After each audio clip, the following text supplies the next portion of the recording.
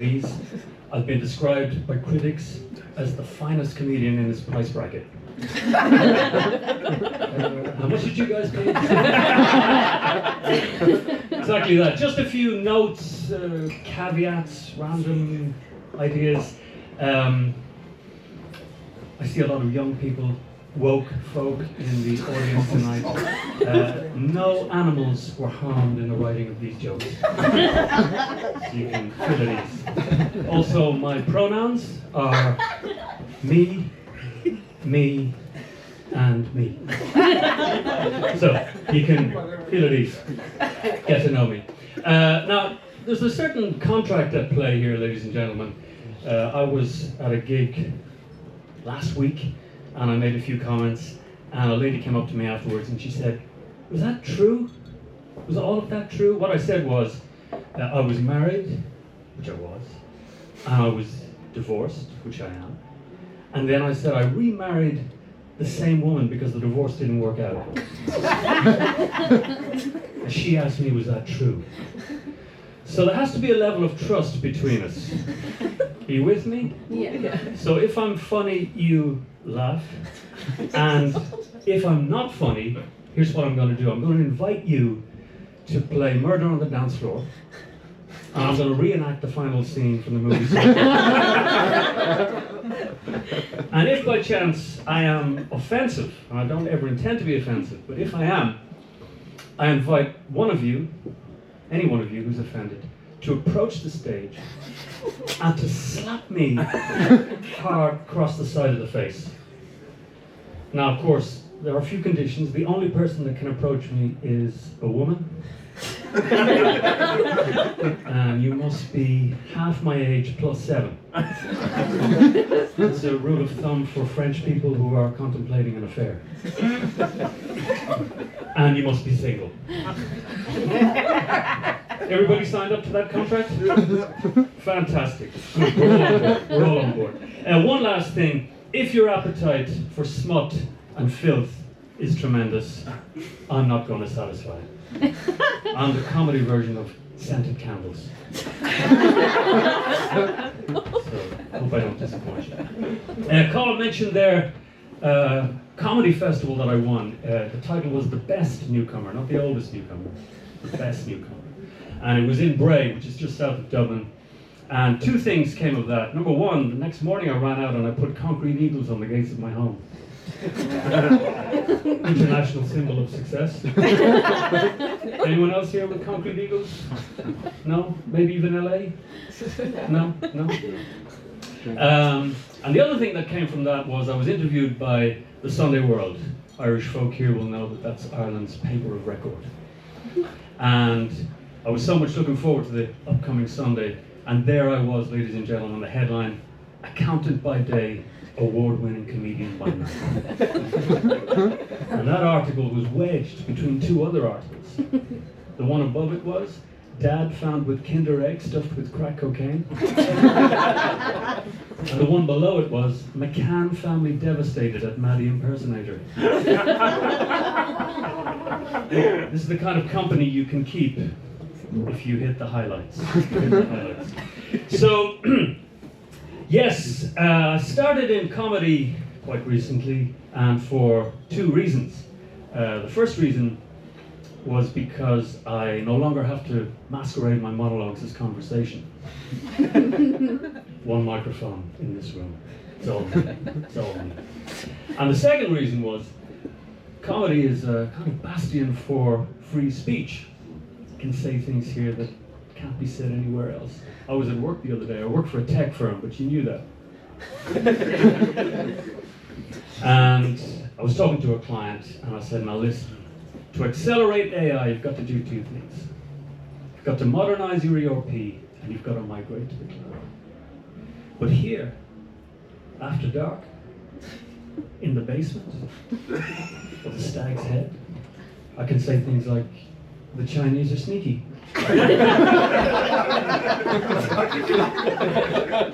I'm getting a distinct sense that it's not that what I said was racist, it's that it wasn't racist enough. Rather curious sensation. Yes, talking about the far right, Absolutely no time for segues. They're an emerging force in Ireland, and their slogan, ladies and gentlemen, is Ireland is full. Ireland is full. But I've been to some comedy clubs lately, and Ireland is not full. There's plenty of space back there for both far right and immigrants. Any far right in tonight? Actually, let me ask in a less overt way to protect your identity. Anyone who hasn't seen me before, could you raise your right arm in a rather stiff and rigid way? No takers on that one. I have to say, I feel a certain sympathy for both the far right and for immigrants, because they're both minorities. And I myself, ladies and gentlemen, am a minority.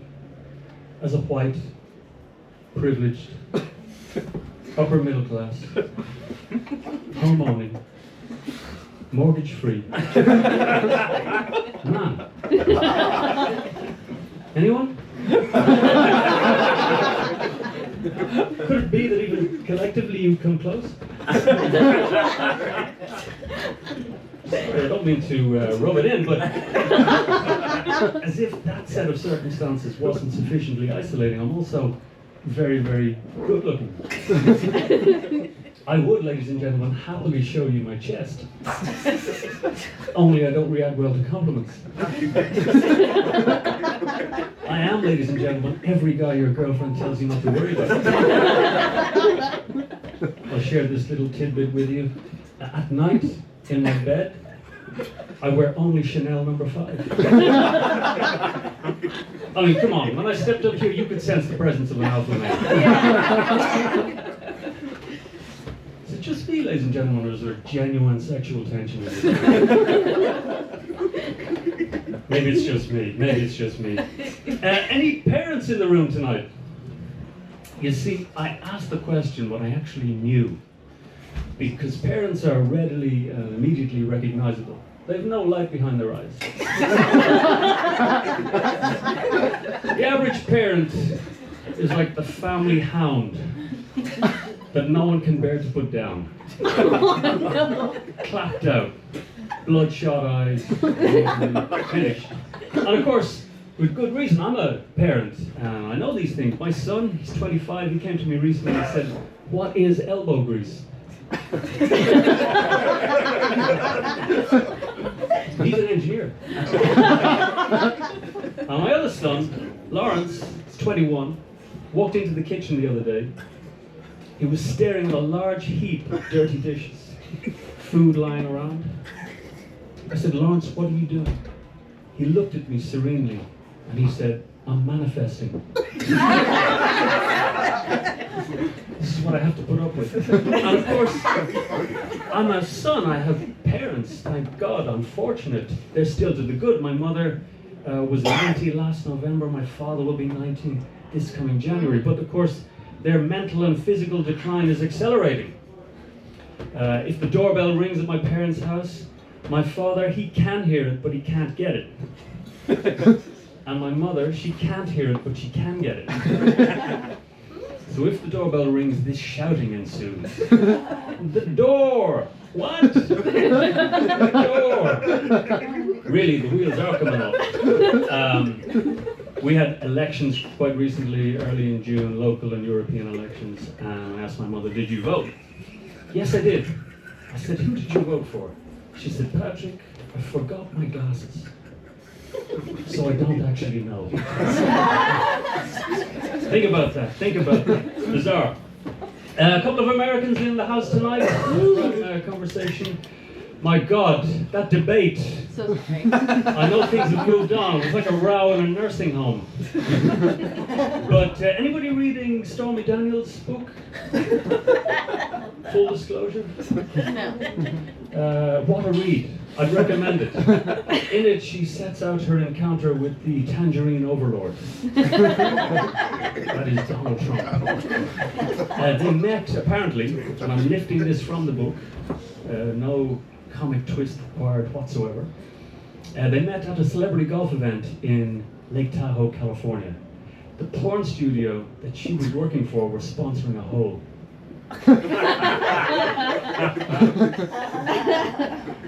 Yes, ladies and gentlemen, I want to become a very, very, very famous and successful comedian.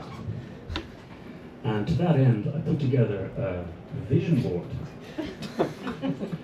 And there's nothing on my vision board that looks like this. But I had a rather close encounter with fame quite recently. I was in Sligo. Where are our friends who were at a wedding in Sligo? I was in Sligo, and this comedy event was in the back room of a pub. And did my bit. This fellow came up to me, a young fellow. I took a rather, how can I say, patronizing and endearing like to him. Patronizing, by the way, means to talk down to him. But he said to me, "You were great." And I said, "Oh, well, thank you very much." And he said, No. He said, about halfway through your set, I said to myself, will I go out for a piss or will I hang on? And you know what I did? I hung on. Ladies and gentlemen, if you can induce a young man to tighten his sphincter,